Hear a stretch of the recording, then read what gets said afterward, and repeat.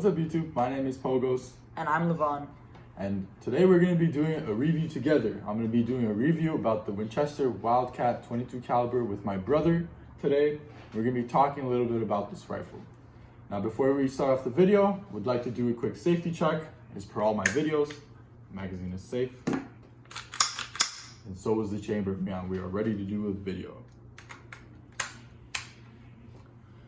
Talking a little bit about this gun.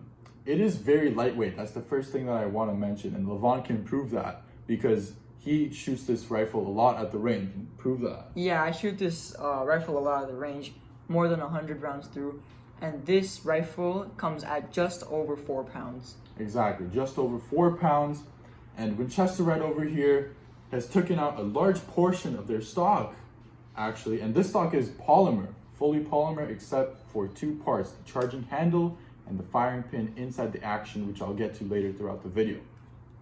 So that conserves a lot of weight for the rifle, especially for young shooters who are just getting into the shooting field. I also want to talk about the budget of this rifle. It is a very budget-friendly rifle. Talk a little bit about the budget. So you can find this gun in Canada at around 350, maybe even 400 Canadian dollars. That's how we got it, at $350 Canadian. Exactly, and even if you go out for sales, like you can find these sales for these rifles at really good deals, even like below like $300 Canadian if you can. These guns go for really cheap sometimes if you can find it on sale days. And I'm not even talking about America, you can find them probably for cheaper than that. I want to cover that this gun right over here is really good for small game hunting, especially for grouse. If it's stationed at a tree, you can spot it up until 100 yards. A 22 will do a great job at penetrating, especially when the game is stationary. You can just do a great job at it compared to a shotgun where, for example, a 12 gauge or a 20 gauge or whatever gauge, where the pellets rather spray out compared to when a bullet, such as a 22, goes straight through, singular bullet. So we'll start off by covering the parts of the rifle. Right over here, we have the buttstock made out of polymer. So Levon, if you want to show that. So right over here, we have the Winchester logo. Just a good little touch that Winchester added to their Wildcat. As I had aforementioned, there is a hole that Winchester took a portion of the gun just to conserve weight. Over here, you have a cheek rest that is more smooth. The texture is much more smooth over here than compared to on the grip. That is, I can understand why, because if you are putting your cheek down to the rifle, you want to have a smooth grip onto it. You don't want it to be rough and stuff like that. Yeah, it really helps at the range. Really helps at the range, especially if you're shooting many rounds throughout the day. So good on that for adding that particular thing. Moving on to the grip. I typically have, I would say, larger hands than average people. I don't know, that's how I see it myself. Levon, I would say, has average hands for his age. So holding this rifle for even myself with large hands seems to be pretty easy, actually. I do want to mention that. Winchester did add a little bit of textures to it, as you can see right over here, and at the bottom where you grip on with your fingers. The trigger guard seems to be okay for the size of the gun, okay.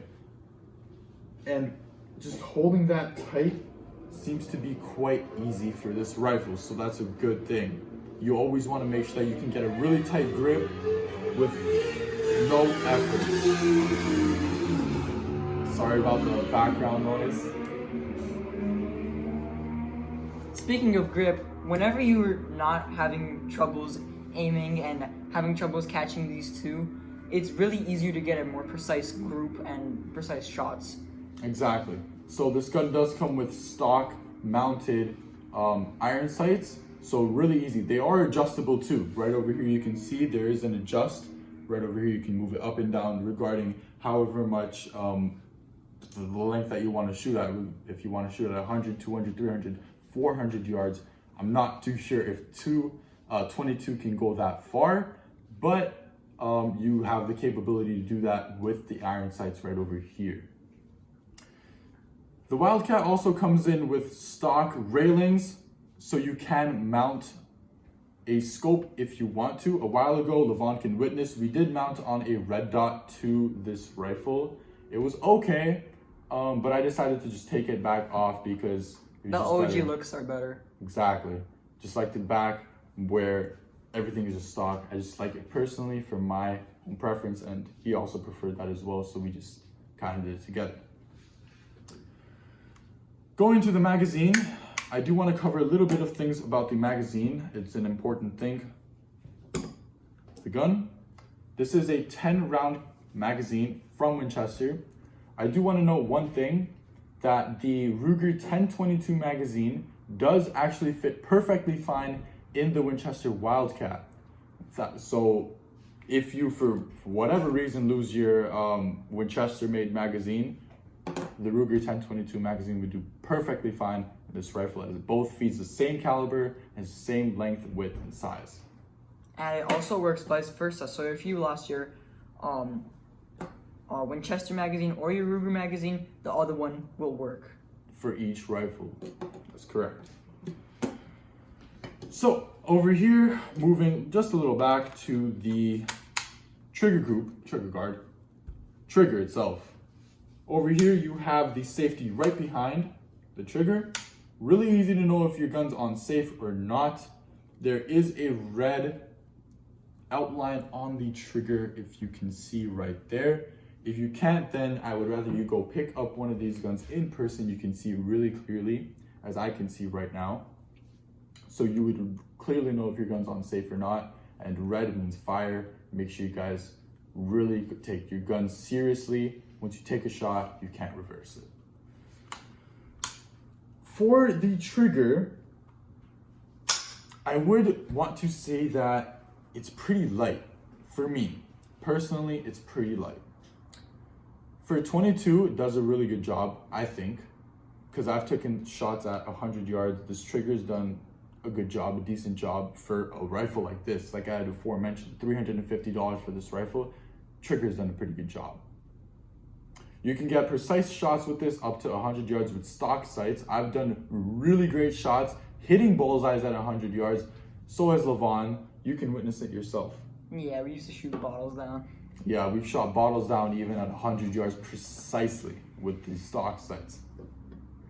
Moving forward, I do want to mention just one thing about the magazine again, is how you can take it out. Now this gun, interestingly enough, has two ways, unlike many other guns, on how to take out the magazine. The first way, the most obvious way, is by just moving down the lever right over here. As you can see, I just pushed it down, magazine came loose. I can show that on camera one more time. The lever's right there. Just by pushing it back, the magazine would pop out right away. So be careful about that. If you're ever gonna pop it out, be careful. Make sure that you have a hand or something holding it underneath, because it will like pop out right away. The second way to do it is by just pushing these red railings back. You can see right over here. Now, I don't want to put the magazine in and do it because I just mentioned that if I do it, the magazine will pop out. So I don't want the magazine to just go flying anywhere or break. So I will just show it in this way. And the main reason to that is because the lever right over here and these railings are connected. So I will show that more precisely. Just take a look at the lever or the railings. Meanwhile, I push this down. You can see right over there, the railings move from left to right, meaning that the magazine would typically get released if it was in. That's basically it for this rifle. I mean, over here you have a place that comes in for, this usually has a cover, so the gun came stock with the cover right over here. So over here you have access to a sling, and right over here, you can mount on a light or a laser if you want over here, but that's typically it for this review of this rifle. Hope you guys had a fun time enjoying both of our reviews for this gun.